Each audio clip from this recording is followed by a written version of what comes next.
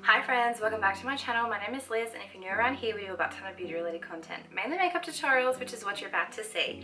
In today's tutorial, we're going to do skin start to finish, and eyebrows. Unfortunately, you're not going to be able to see them because I've got to press record, but we'll forget about that. We'll just talk about the product. Using SHEGLAM. These are the items that we're going to use in today's tutorial.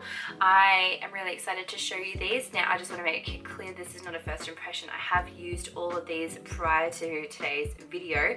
A lot of them was over on my TikTok account, which I have kind of been ignoring. But then when, TikTok was going to die, I came back over here with full vengeance, and now I've forgotten that it exists. So I'm sorry, but if you want to see first reactions, like first impressions, head over to my TikTok. It is linked down below. You'll be able to see some of these in action with my first time use reactions. But if you want to know how I got my skin to look like this, then please keep on watching. Alrighty, so we're going to get started with our skin. Grab a coffee. I have been trying the new concentrate from Nespresso. If you're Australian, it's at Woolies. I haven't seen it at Coles, but it is really good. I'm going to start off how I normally would with a bit of a serumizer, but I'm not going to go in with the balm, even though that is my favorite step out of the two. I just feel like a little bit of serumizer today, and then because we have a primer, we'll just see how it goes. So like I mentioned in the beginning, this isn't a first impressions. I have used all of these products. I just haven't used them in so long. And I thought it'd be fun just to give something different a go. So I'm going to go on with the primer. This is the SHEGLAM Good Grip. I've taken 2 pumps of that. I'm just going to rub it in my hands. And this is meant to be the grippy primer. After a few seconds, you can kind of feel like it sinks into the skin. Like right now I can feel that there's still a little bit of wetness. So give it a second, and then let's see. Does have that grippy there, so that's cool. I'm going to go in with this here. This is a cream contour. This is called Tawny Amber, and I'm just going to pop that just in the hollows of my cheeks there, a little bit on my forehead, a little bit under my chin. Now I have been productive today. I have washed all of my brushes, which means I don't have any of my favorite brushes. So I have all my clean ones here, and I haven't used them in so long. This is a Game of Thrones one from Revolution. It's just a flat top, very reminiscent of the buffing brush from Real Techniques, except it's like flat and square. I actually have a buffing brush right here I can show you for reference whenever I do say that. So this is what I mean. Okay, so let's just use this to push it in. It is softer than my other brushes, so it's going to be more of a blurred look, which for this step isn't really necessary because it's the underpainting step, but totally up to you what brush you use. So this is the foundation that I'm going to go in with. This is in the shade Chantilly, and it's called the Full Coverage Foundation Balm. This is what it looks like. It's very reminiscent of Studio Tech, if you guys know what that looks like. So I'm actually going to try something different with this one as well. I'm going to try using a traditional foundation brush. This is the Real Techniques Essential Foundation Brush. I don't know if this one's still made. These brushes are so old. I have kept them for a long time. But I'm just going to put a little bit on there and then kind of just prime the brush with it. Really get it in there, and I'm actually going to spritz it as well. This is Magic Radiance, but you could of course use Fix Plus or any other kind of spray that you've got.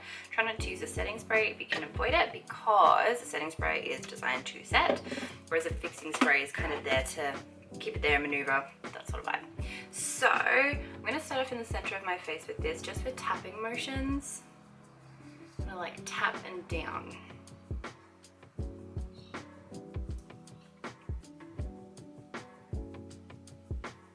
Once I've got that on and blended out, I'm going to go in with some blush. This is a cream blush again, and I believe it's called Float On. I can't really read that, but this was in quite a large variety of shades. So I am going to do a swatch video of all of these for you, so keep an eye out on that. But it's just like a nice neutrally kind of tone. like a nice, actually on the skin, it's very peachy, which is fine, we can still work with that. Once it blends out, it's a very nice shade, just very kind of versatile shade.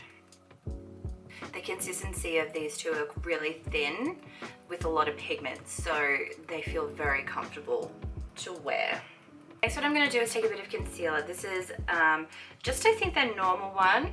It's in the shade Buttercream, which for me is a light yellow tone.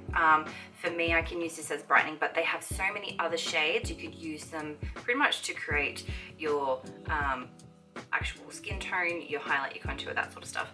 But I'm just going to put a wee little dot there because it is really pigmented. For SHEGLAM, it is so, what's the word I'm looking for? Price efficient for what you're getting. Like, I think it was about $6 or something for this concealer. I'm gonna go in with a small fluffy brush. This is actually the contour brush from Real Techniques. And I'm just gonna use that to push that in to my under eye and just blend it out. This concealer too is very buildable. So this is just on the skin on its own. I haven't corrected. I tried to avoid putting the foundation underneath my eyes so that you could see how the concealer sits on its own. And even though it's not perfect and it's not like super duper like blank canvas full coverage, it is really nice and it feels really nice.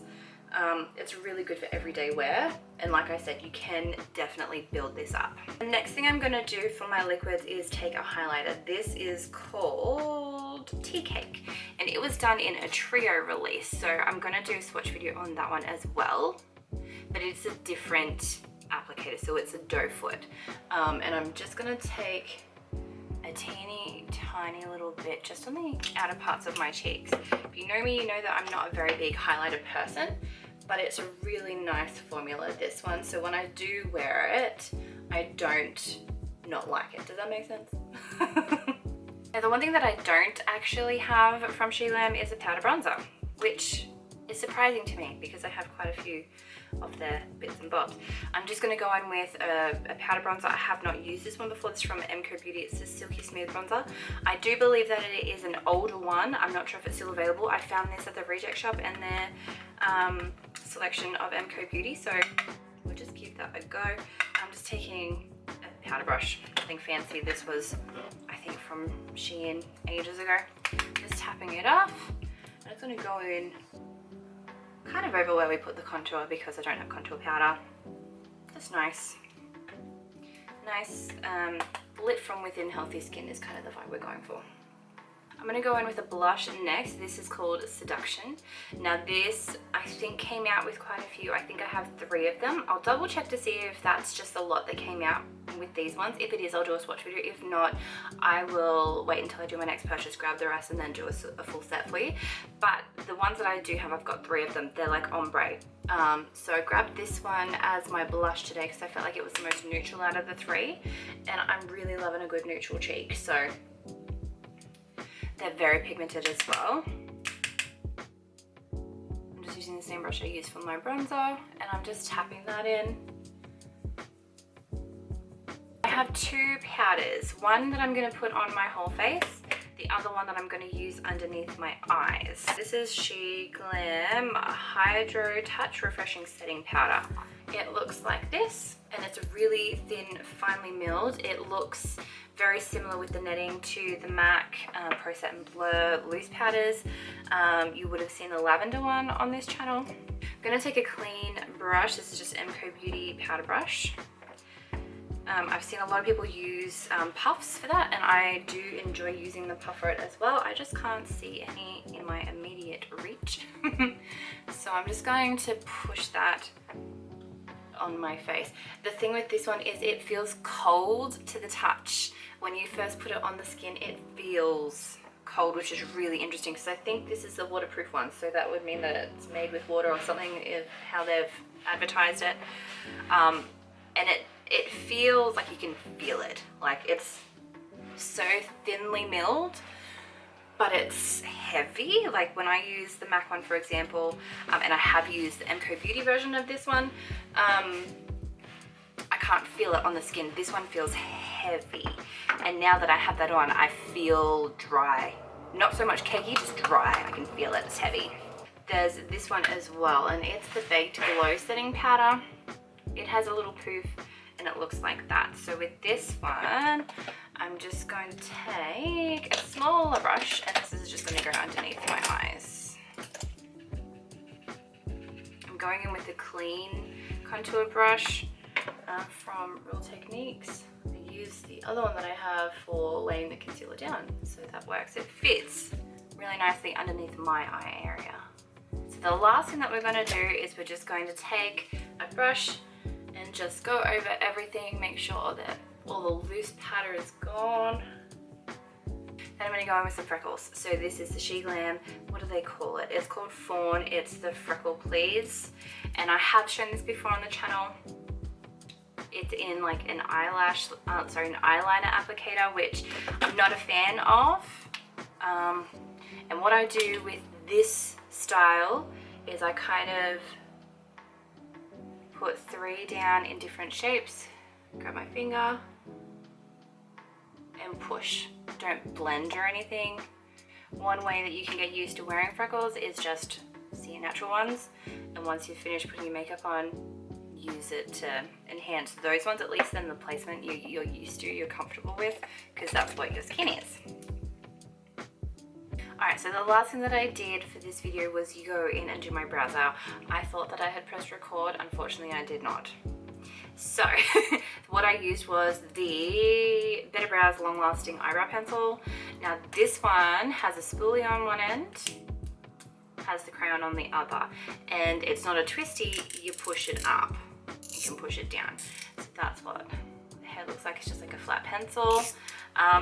And it is quite good. It says that it's a lasting one. I would suggest setting it with powder or